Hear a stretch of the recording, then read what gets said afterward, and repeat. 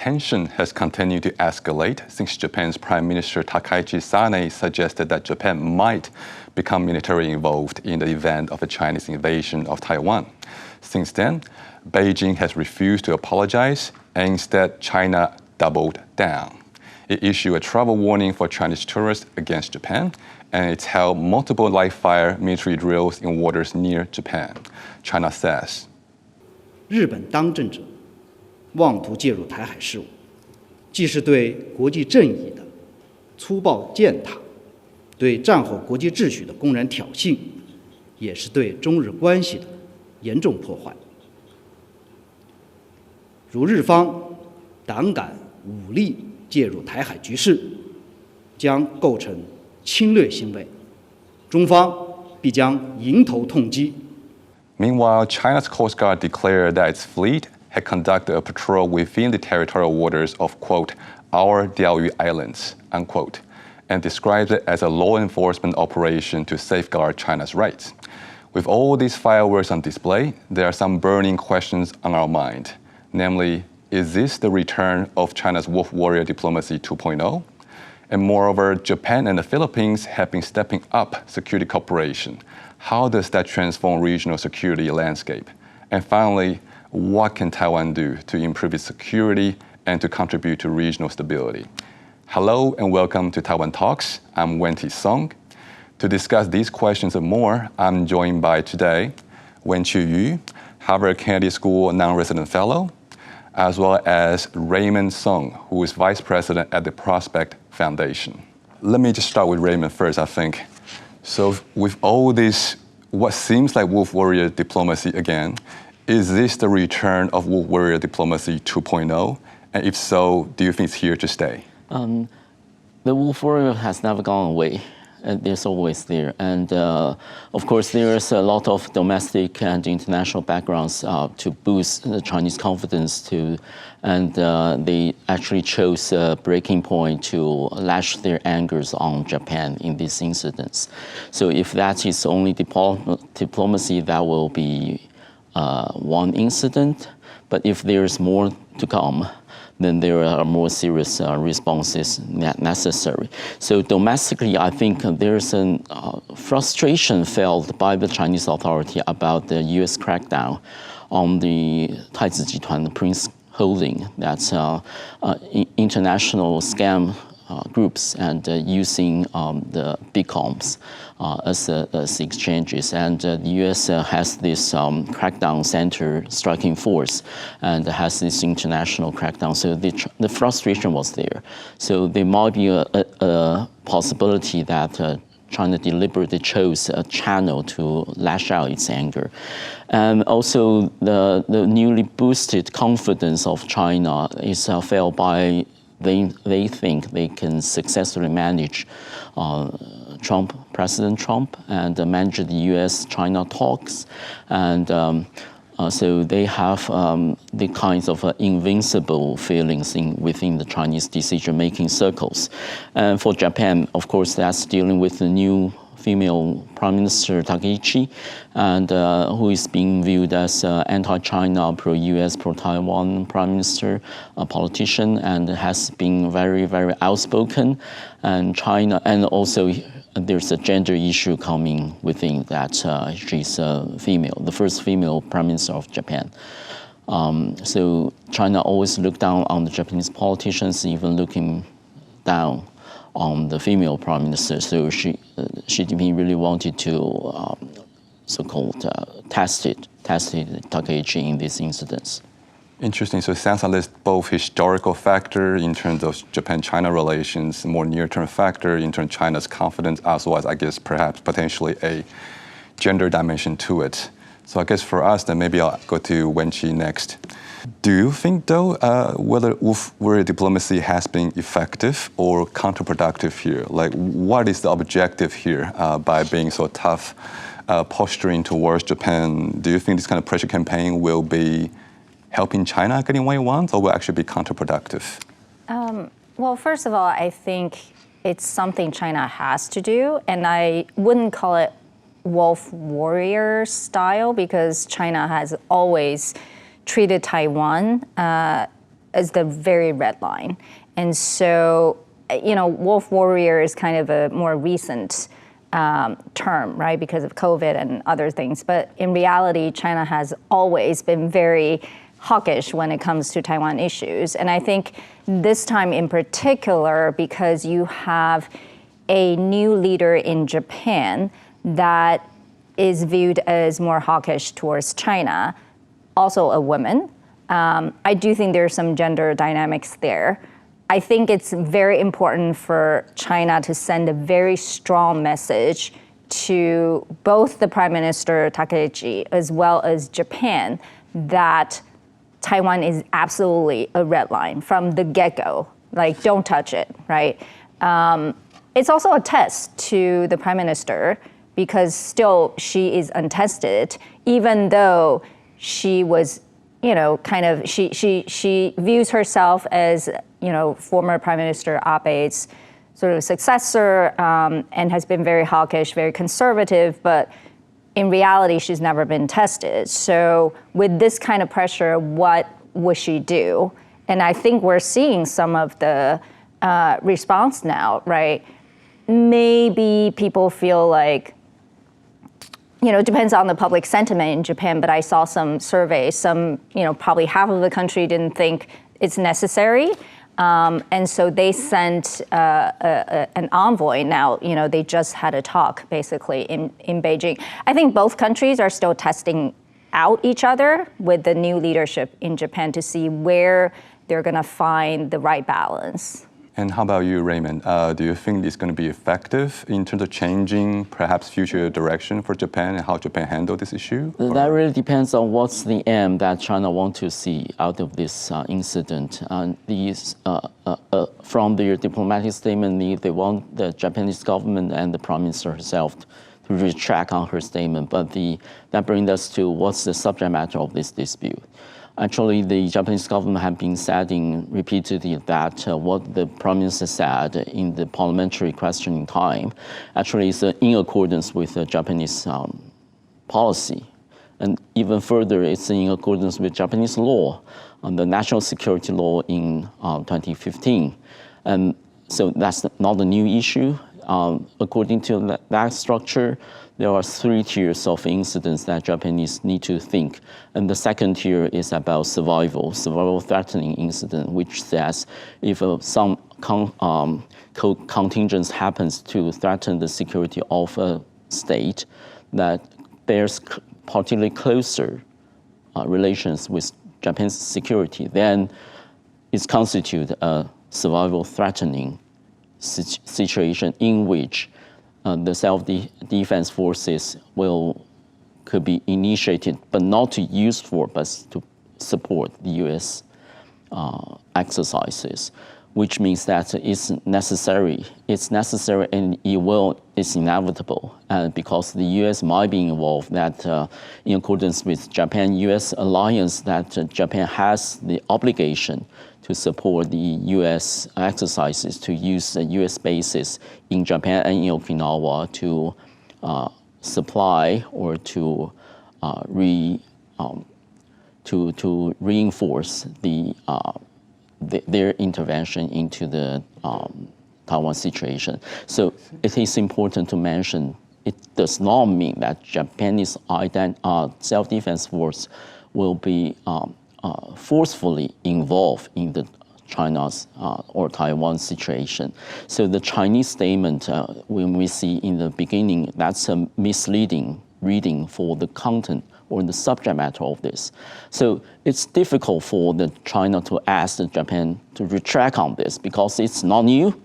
That China already knew for already a decade, and it's in accordance with policy. The policy was designed to deter China from using force to take these aggressive actions. So understanding this, you will see that it's more prone to the cases that China is using this as a channel to express its anger, its frustration. It's rather than that it want to do something or change the Japanese policy, which might to no avail. Right, so it sounds like more about, I guess, underscoring a red line in the sand, so to speak. The confusion was deliberately created by China. It says that Japan wanted, it seems to be, in accordance with propaganda, that Japan's prime minister is stepping out of the red line and touching about the red line of the China, and the self-defense force will be employed. All three are not true. And it's not new. It's already a Japanese law. It's a Japanese policy. It's not directly militarily involved self-defense force. So you will see that all the statements coming out of the Chinese channels have some misleading elements within it. And what's your view on this, Wenqi? Do you think that this is actually something that's actually a longer-standing Japanese position on this anyway, and that it's perhaps a Chinese overreading or perhaps misreading of this? No, I don't think so. I think both countries are more so for Japan probably because there's a new leader. So I think China wants to make sure that Japan's new leader understands how serious they treat Taiwan issues. I don't think there's any misunderstanding there. You know, China, I feel like they have to do it. Without sending such strong message, they may be perceived as weak or even changing their position on Taiwan. So I actually see that as a very natural reaction.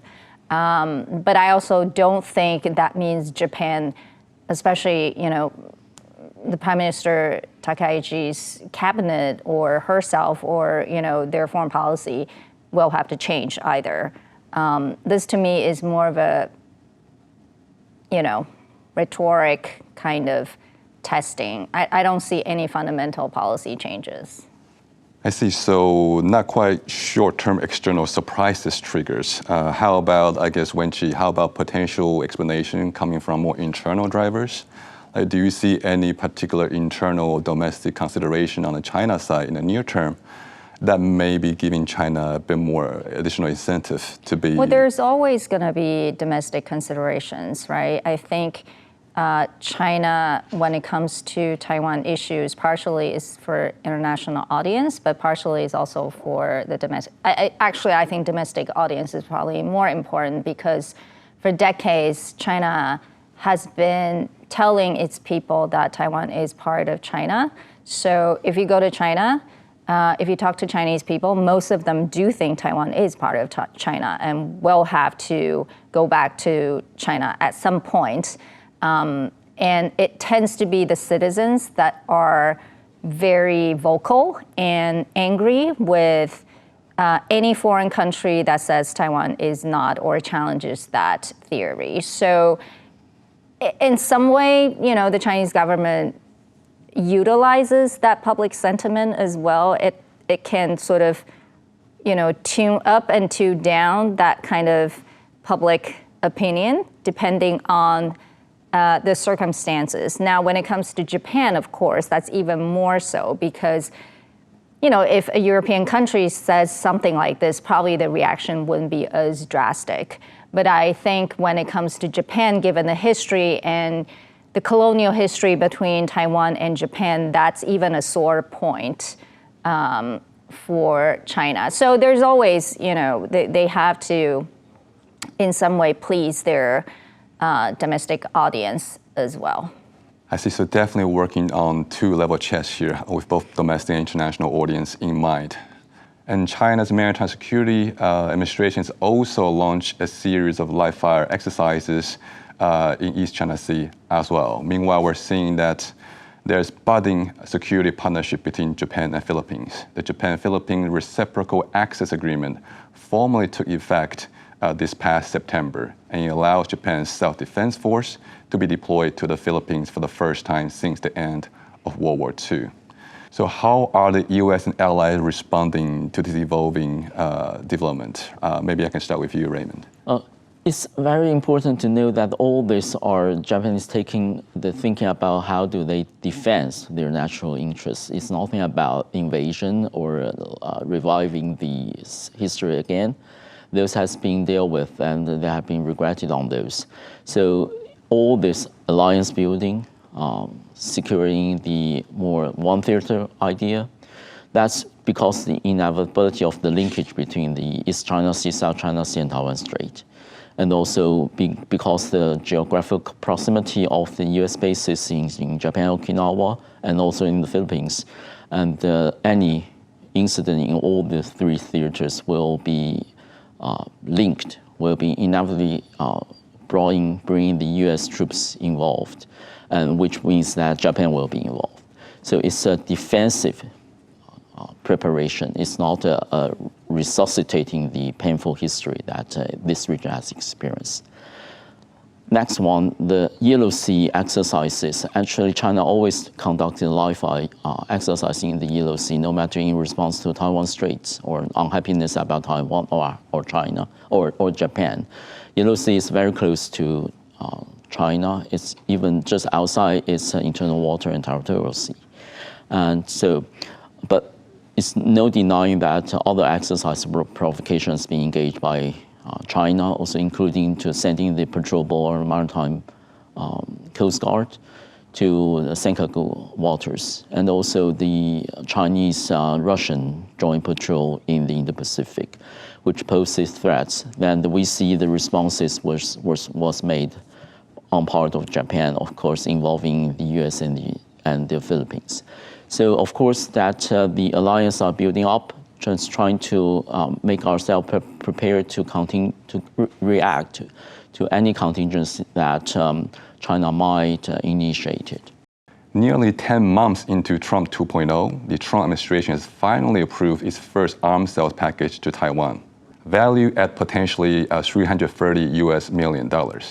The proposed package for non-standard components, spare and repair parts, consumables and accessories, as well as repair and return support for X-16, C-130, and indigenous defense fighters aircrafts.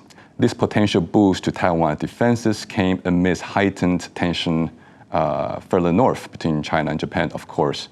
So I guess natural question that we wonder then is, arms sale at this timing, what will be the kind of message that U.S. thinking of sending, if any, to perhaps Taiwan, China, or other countries in the region? Yeah, I think it's important to say that it's highly expected that during this second Trump administration, there's going to be a lot of arms sales. During the first Trump administration, we saw the historic height in terms of arms sales to Taiwan.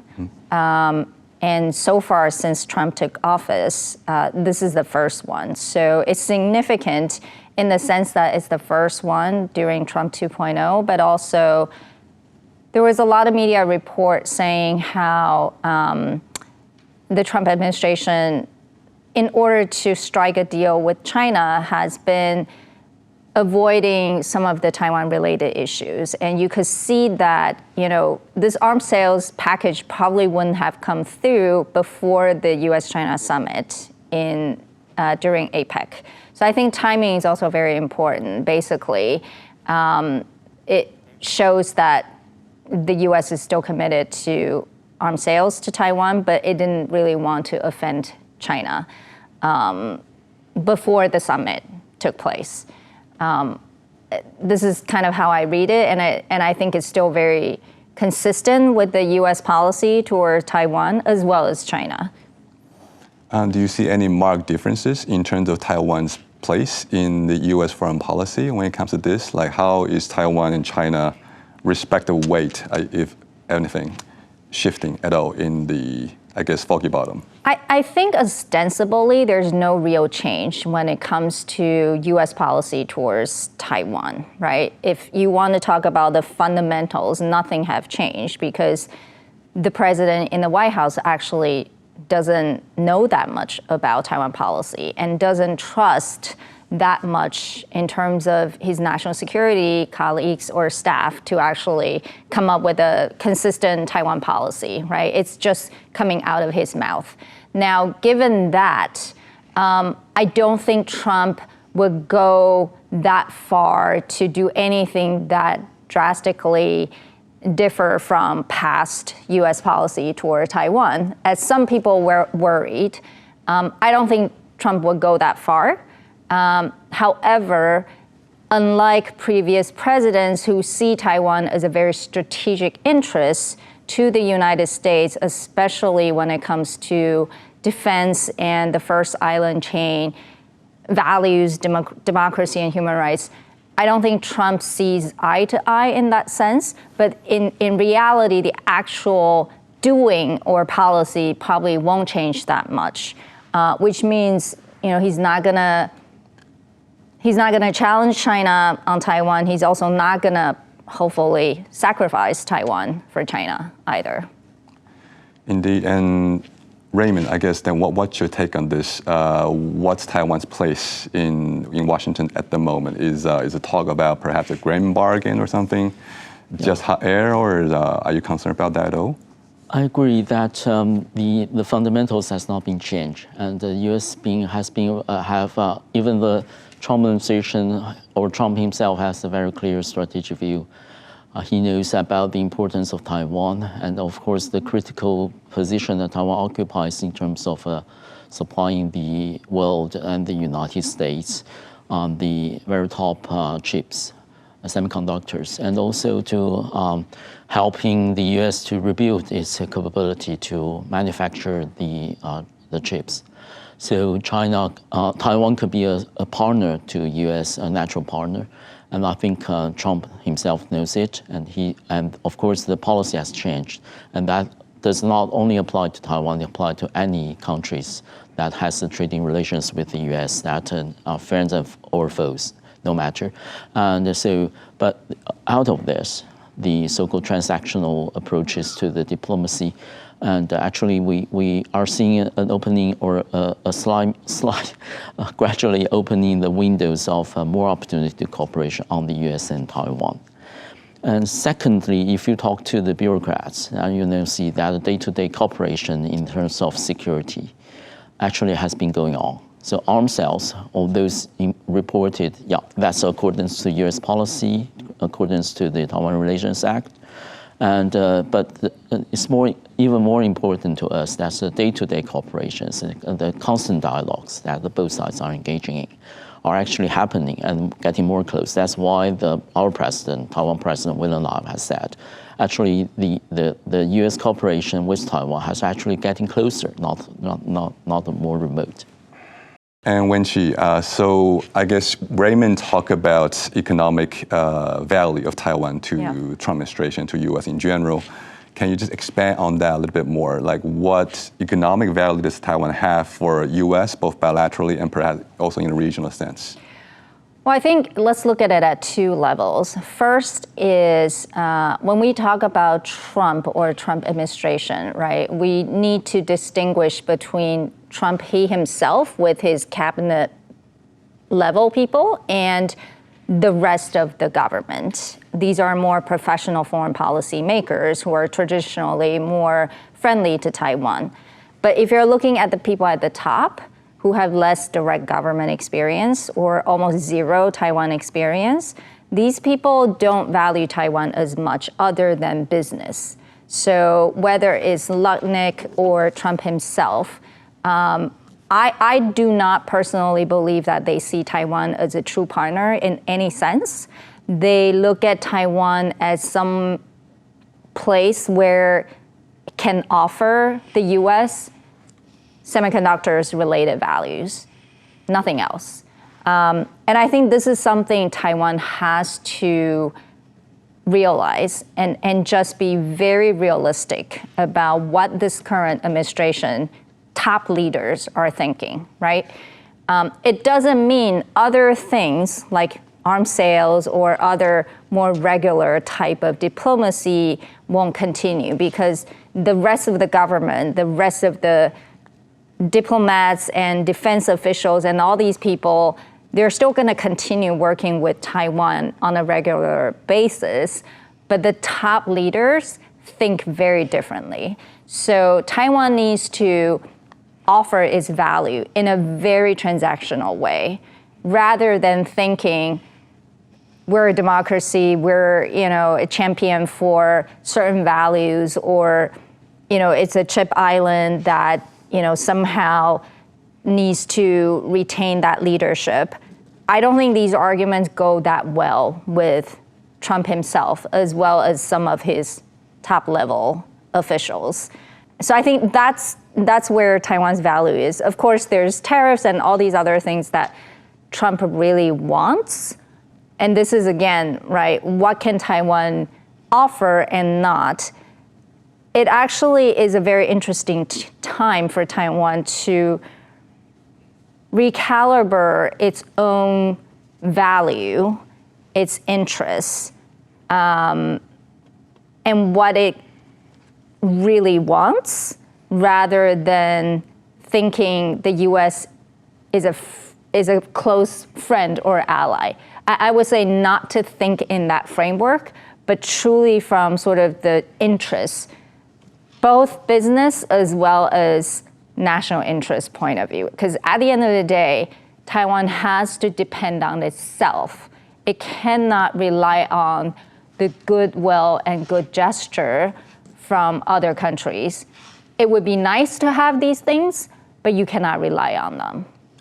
I see. So it sounds like Taiwan needs to be clear-eyed about treating U.S. as a partner you can do business with and work with. A business partner. And that business needs to be clearly calculated interests. Well, thank you both so much, Wenqi and Raymond, for your wonderful insights that you shared with us today. If you like our show, please search for us on YouTube, give us a thumbs up, and hit subscribe to our channel. Thank you so much for watching our show today. Stay safe and see you next time.